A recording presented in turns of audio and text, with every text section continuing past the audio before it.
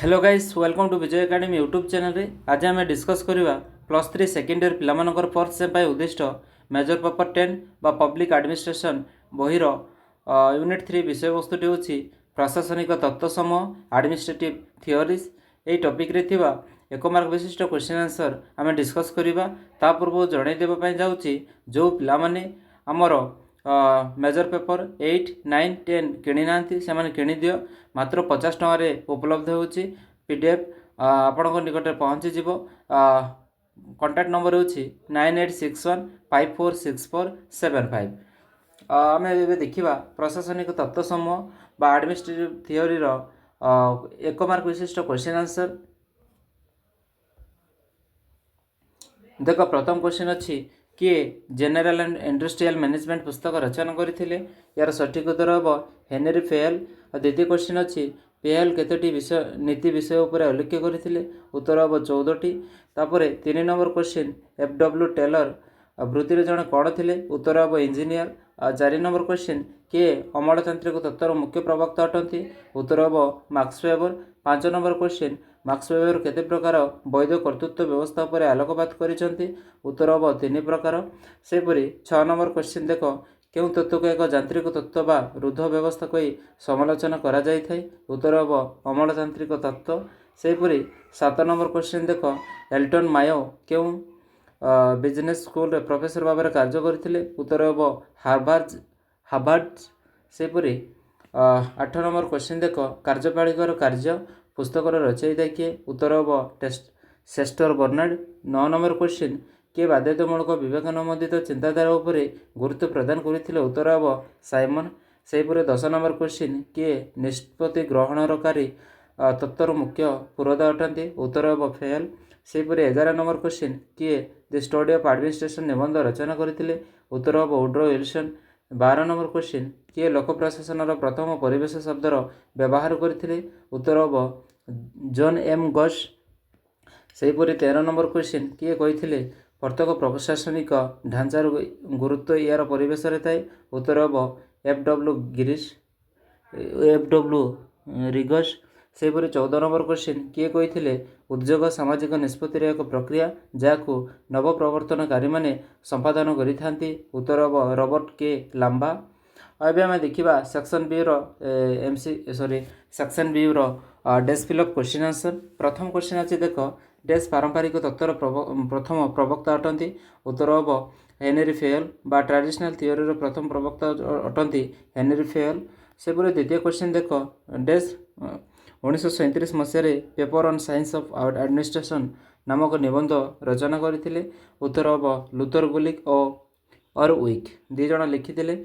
सेपरि 3 number question देख desk onward industry पुस्तक रचना करते उत्तर हम जेम्स डी मुने और आलान रिले। सेपरि 4 नंबर क्वेश्चन होची डेस होउचंती लोक प्रशासन प्रशासनिक परिचालन तत्वर मुख्य प्रवक्ता उत्तर हम एफ.डब्ल्यू. टेलर। और 5 नंबर क्वेश्चन एफ.डब्ल्यू. टेलर वैज्ञानिक परिचालन शब्दटी डेस्क ठारू आनिथिले उत्तर हम लुइस ब्रांडिज। 6 नंबर क्वेश्चन किए कही क्षमता दुर्नीतिग्रस्त हुए एवं अत्यधिक क्षमता अधिक दुर्नीतिग्रस्त हुए उत्तर हम लॉर्ड एक्टन। सेपरि 7 नंबर क्वेश्चन डेस संगठनर मानव संपर्क तत्वर मुख्य प्रवक्ता अटंती उत्तर होची एल्टन मायो। सेपरि 8 नंबर क्वेश्चन डेस सामाजिक मनीष चिंताधारार प्रवर्तक अटंती उत्तर हम एल्टन मायो। 9 नंबर क्वेश्चन डेस्क तत्व एक अर्थनैतिक व्यक्तिर चित्र अंकन करें उत्तर हम F W. Taylor.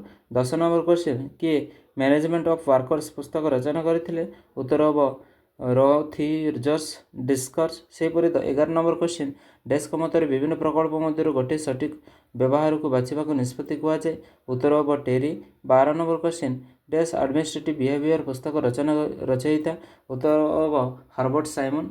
13 number question desk सर्वप्रथम लोक प्रशासन तुलनात्मक पद्धति शुभारंभ करते उत्तर हम वुड्रो विल्सन।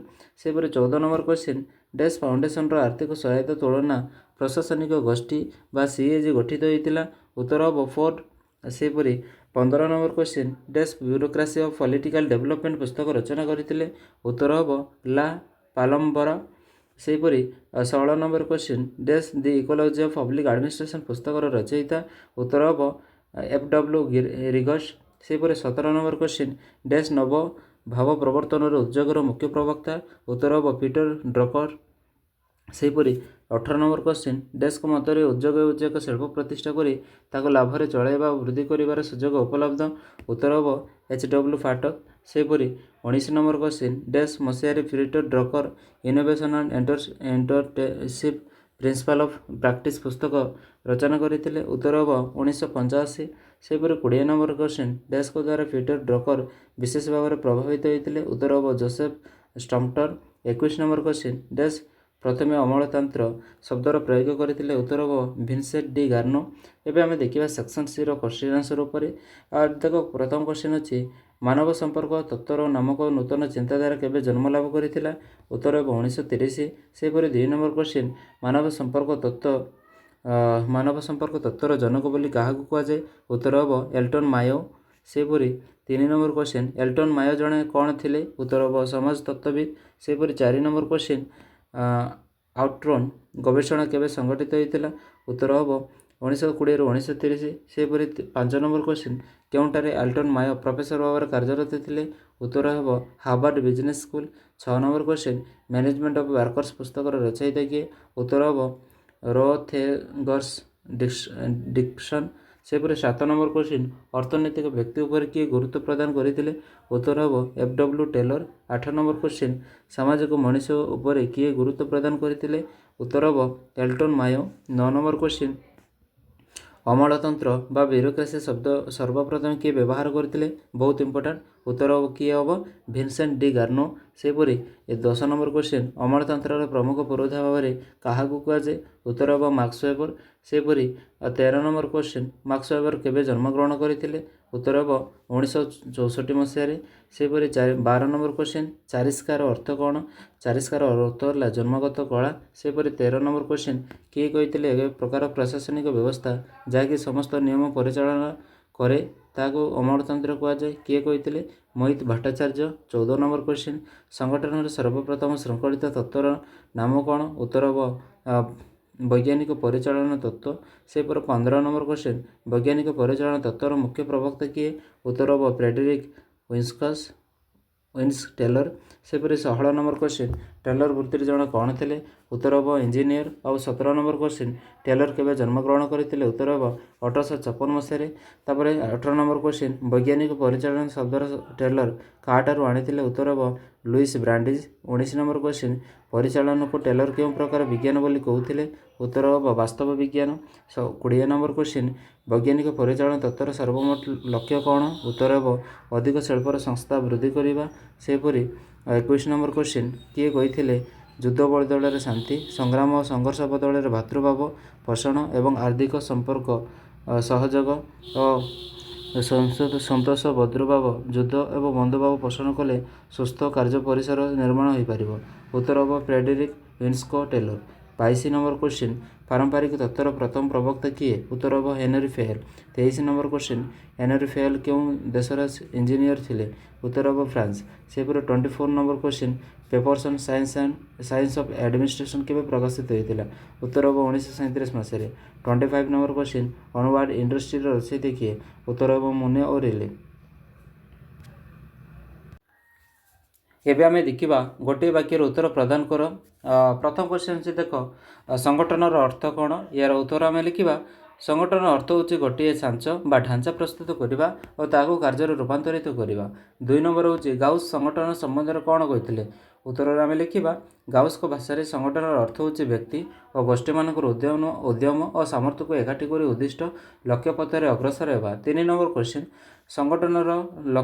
ସଂଗଠନର କାର୍ଯ୍ୟ କ'ଣ, ଉତ୍ତର ହେବ ସଂଗଠନର କାର୍ଯ୍ୟ ହେଉଛି ସମ୍ବଳର ବୃଦ୍ଧିପ୍ରାପ୍ତ କରେ, ଅଧିକରୁ ଅଧିକ ସୁଯୋଗ ସୃଷ୍ଟି କରିବା ଓ ସେଥିରେ କାର୍ଯ୍ୟ କରୁଥିବା ବ୍ୟକ୍ତିମାନଙ୍କ ମଧ୍ୟରେ ପ୍ରତ୍ୟୟ ସୃଷ୍ଟି କରିବା। 4 ନମ୍ବର କ୍ୱେଶ୍ଚିନ୍ ପ୍ରଶାସନର ଗୋଟିଏ ମୁଖ୍ୟ କାର୍ଯ୍ୟ କ'ଣ, ଉତ୍ତର ହେବ ପ୍ରଶାସନର ମୁଖ୍ୟ କାର୍ଯ୍ୟ ହେଲା ଯୋଜନା ପ୍ରଣୟନ କରିବା, ଟୁ ପ୍ରିପେୟାର ପ୍ଲାନ୍। ସେହିପରି 5 ନମ୍ବର କ୍ୱେଶ୍ଚିନ୍ ସଂଗଠନର ପୁରାତନ ତତ୍ତ୍ୱ ମୁଖ୍ୟ ପୁରୋଧାମାନେ କିଏ ଥିଲେ, ଉତ୍ତର ହେବ ସଂଗଠନର ପୁରାତନ ତତ୍ତ୍ୱର ମୁଖ୍ୟ ପୁରୋଧାମାନେ ହେଲେ Henri Fayol, Luther Gulick, L Urwick, D G Mooney ଏବଂ ମେରୀ ପାର୍କର। ପ୍ୟାଲେଟ୍ ଇତ୍ୟାଦି ଥିଲେ। ସେପରି 6 ନମ୍ବର କ୍ୱେଶ୍ଚିନ୍ ଦେଖ, ଫସ୍କଲ୍ ନିୟମର ପ୍ରବକ୍ତା କିଏ? ବହୁତ ଇମ୍ପୋର୍ଟାଣ୍ଟ। ଫସ୍କର୍ର ନିୟମର ପ୍ରବକ୍ତା ହେଉଛନ୍ତି ଲୁଥର ଗୁଲିକ୍। ସେପରି 7 ନମ୍ବର କ୍ୱେଶ୍ଚିନ୍, ସଂଗଠନର ନୀତି ଭାବରେ ସମନ୍ୱୟ କ'ଣ? ଏହାର ଉତ୍ତର ହେବ ଗୋଟିଏ ସଂଗଠନର ବିଭିନ୍ନ ବିଭାଗ ମଧ୍ୟରେ ସ୍ଥାପିତ ସମ୍ପର୍କକୁ ସମନ୍ୱୟ ବୋଲି କୁହାଯାଏ। ସେପରି 8 ନମ୍ବର କ୍ୱେଶ୍ଚିନ୍ ଦେଖ, ବୈଜ୍ଞାନିକ ପରିଚାଳନା ତତ୍ତ୍ୱ କ'ଣ? ଉତ୍ତର ହେବ ସଂଗଠନରେ ସର୍ବପ୍ରଥମ ଶୃଙ୍ଖଳିତ ତତ୍ତ୍ୱକୁ ବୈଜ୍ଞାନିକ ପରିଚାଳନା ତତ୍ତ୍ୱ ବୋଲି କୁହାଯାଏ। ସେପରି 9 ନମ୍ବର କ୍ୱେଶ୍ଚିନ୍, ବୈଜ୍ଞାନିକ ପରିଚାଳନା ତତ୍ତ୍ୱର ମୁଖ୍ୟ ପ୍ରବକ୍ତା କିଏ? ଉତ୍ତର ହେବ ବୈଜ୍ଞାନିକ ପରିଚାଳନା ତତ୍ତ୍ୱର ମୁଖ୍ୟ ପ୍ରବକ୍ତା ହେଉଛନ୍ତି ଫ୍ରେଡେରିକ୍ ୱିନ୍ସ୍କୋ ଟେଲର, ଯିଏ ବୃତ୍ତିରେ ଜଣେ ଇଞ୍ଜିନିୟର ଥିଲେ। ସେପରି 10 ନମ୍ବର କ୍ୱେଶ୍ଚିନ୍, ଟେଲରଙ୍କ ତତ୍ତ୍ୱର ଗୋଟିଏ ନୀତି ଲେଖ। ଉତ୍ତର ହେବ ବୈଜ୍ଞାନିକ ପ୍ରଣାଳୀରେ ଯୁଗୋପଯୋଗ ଦ୍ୱାରା ଶିଳ୍ପ ସଂସ୍ଥାର ଦକ୍ଷତା ବୃଦ୍ଧି ଏବଂ ସଂଗଠନର ଅନେକ ସମସ୍ୟାର ସମାଧାନ ହୋଇଥାଏ। ସେହିପରି 11 ନମ୍ବର କ୍ୱେଶ୍ଚିନ୍, ବୈଜ୍ଞାନିକ ପରିଚାଳନା ତତ୍ତ୍ୱର ଗୋଟିଏ ମୁଖ୍ୟ ବୈଶିଷ୍ଟ୍ୟ ଲେଖ।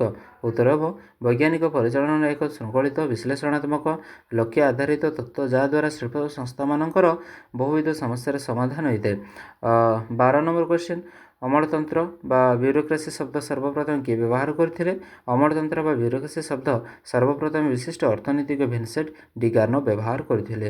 ସେପରି 13 ନମ୍ବର କ୍ୱେଶ୍ଚିନ୍, ଅମଳତାନ୍ତ୍ରିକ ବ୍ୟବସ୍ଥାର କ୍ଷମତା ବୃଦ୍ଧିର କାରଣ କ'ଣ? ଅର୍ଥନୈତିକ ବିକାଶ, ସାମାଜିକ ଅର୍ଥନୈତିକ ସମତା ଏବଂ ପୁଞ୍ଜିବାଦ ବ୍ୟବସ୍ଥାର ଇତ୍ୟାଦି। ଏହା ହେଉଛି 3ଟି ପଏଣ୍ଟ। ଅମଳତାନ୍ତ୍ରିକ ବ୍ୟବସ୍ଥାର କ୍ଷମତା ବୃଦ୍ଧିର କାରଣ ହେଉଛି, ପ୍ରଥମ କାରଣ ହେଉଛି କ'ଣ ନା ଅର୍ଥନୈତିକ ବିକାଶ, ଦ୍ୱିତୀୟ କାରଣ ହେଉଛି ସାମାଜିକ ଅର୍ଥନୈତିକ ସମତା ଆଉ ତୃତୀୟ କାରଣ ହେଉଛି ପୁଞ୍ଜିବାଦ ବ୍ୟବସ୍ଥାର ଇତ୍ୟାଦି। ଏବେ ଆମେ ଦେଖିବା 14 ନମ୍ବର କ୍ୱେଶ୍ଚିନ୍, ମାନବ ସମ୍ପର୍କ ତତ୍ତ୍ୱ ବା ହ୍ୟୁମାନ୍ ରିଲେସନ୍ ଥିଓରି କେବେ ଜନ୍ମ ଲାଭ କରିଥିଲା? ଉତ୍ତର ଆମେ ଲିଖିବା ପାରମ୍ପରିକ ସଂଗଠନ ବିଶ୍ଳେଷଣ ଆଭିମୁଖ୍ୟର ପ୍ରତିକ୍ରିୟା ସ୍ୱରୂପ 1930 ମସିହାରେ ମାନବ ସମ୍ପର୍କ ତତ୍ତ୍ୱ ନାମରେ ଏକ ନୂତନ ଚିନ୍ତାଧାରା ଜନ୍ମ ଲାଭ କରିଥିଲା। ସେପରି 15 ନମ୍ବର କ୍ୱେଶ୍ଚିନ୍, ଆଉଟ୍ଥ୍ରୋନ୍ ପରୀକ୍ଷଣ କ'ଣ? ବହୁତ ଇମ୍ପୋର୍ଟାଣ୍ଟ। ଏହା ଉତ୍ତର ଆମେ ଲିଖିବା 1920-1930 ମସିହାରେ ଆମେରିକାର ଆଉଟ୍ଥ୍ରୋନ୍ ଗବେଷଣା ସଂଗଠିତ ହୋଇଥିଲା, ଯାହାକି ଶିକାଗୋ ସହର ନିକଟବର୍ତ୍ତୀ ଆଉଟ୍ଥ୍ରୋନ୍ ନାମକ ଏକ ବେଲ୍ ଟେଲିଫୋନ୍ କମ୍ପାନୀରେ ହୋଇଥିଲା। ଏହା ଥିଲା ଆମର କ୍ୱେଶ୍ଚିନ୍ ଆନ୍ସର୍ 1 ମାର୍କ ବିଶିଷ୍ଟ। ପରବର୍ତ୍ତୀ ସମୟରେ 2 ମାର୍କ, 5 ମାର୍କ, 8 ମାର୍କ ବିଶିଷ୍ଟ କ୍ୱେଶ୍ଚିନ୍ ଆନ୍ସର୍ ଆମେ ଡିସ୍କସନ୍ କରିବା। ରହିଲି, ଧନ୍ୟବାଦ।